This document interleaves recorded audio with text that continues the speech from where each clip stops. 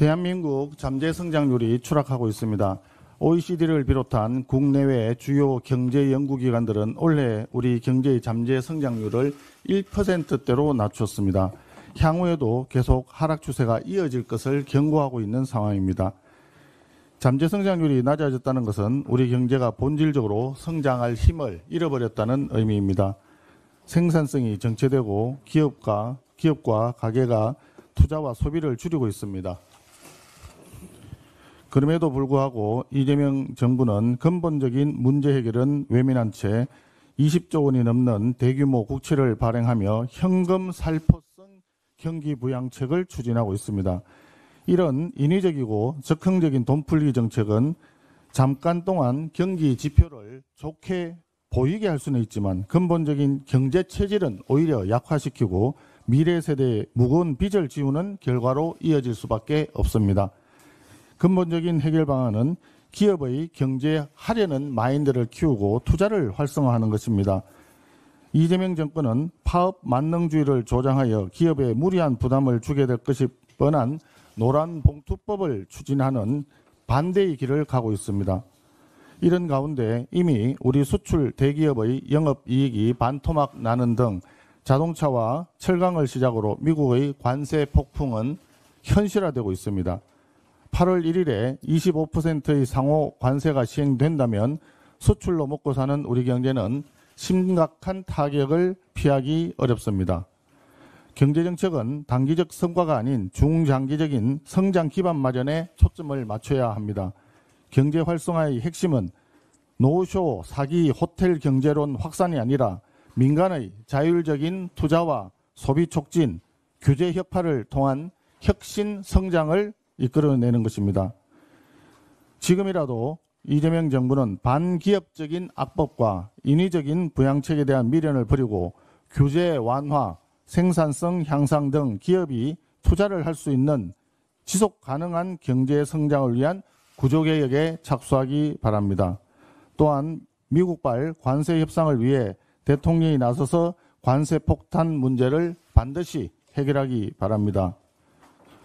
국민의힘은 기만적이고 인위적인 눈 가리고 아웅식 땜빵 경제 정책이 아닌 경제의 자생력 회복과 시장 활력 제고를 위한 진짜 경제정책 마련에 최선을 다하겠습니다.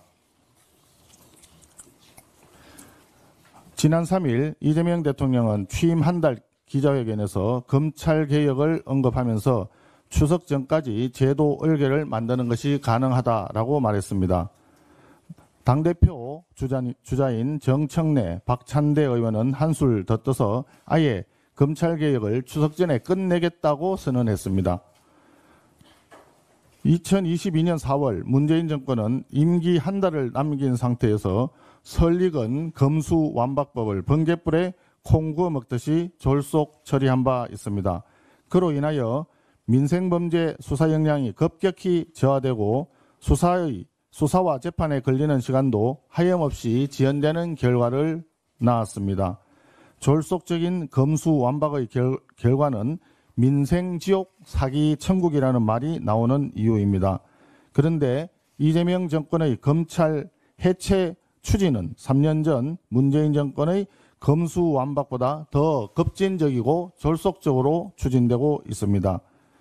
지금 더불어민주당이 추진하는 검찰개혁사법은 한마디로 검찰을 중국 공산당의 기율위원회와 같은 독재의 칼로 만들겠다는 것입니다. 그저께 법사위에서 열린 검찰개혁사법 공청회에서 김종민 변호사는 지금은 대통령이 검찰 수사에 간접적으로 관여하는 정도이지만 더불어민주당식 검찰개혁사법이 통과되면 국무총리 산하 국가수사위원회가 인사권을 털어쥐고 직접적으로 수사기관들을 모두 장악하게 될 우려가 있다고 지적했습니다. 우리 국민의힘에서도 검찰개혁의 필요성에 대해서 기본적으로는 동의합니다. 우리는 서민과 범죄 피해자의 인권 보호를 최우선시하는 검찰 시스템 개혁이 필요하다고 생각합니다. 특히 검수완박으로 이미 현실화된 수사 지연과 수사 공백 문제를 해소하기 위한 대안 마련을 고민하고 있습니다. 이에 더불어민주당에 제안을 합니다. 22대 국회 사법개혁특위를 구성하고 검찰개혁에 대해 논의합시다.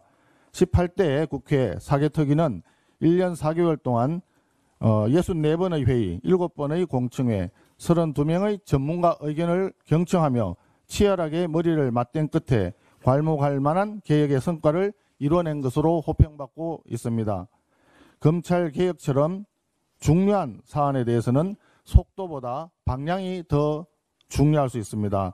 더불어민주당이 속도전에 매몰되어 무리한 입법 폭주를 강행한다면 그 피해는 결과적으로 고스란히 서민과 약자의 몫이 됩니다. 사개특위에서 여당과 머리를 맞대고 국민과 역사 앞에 책임 있는 개혁 논의를 이어갈 것을 제안합니다.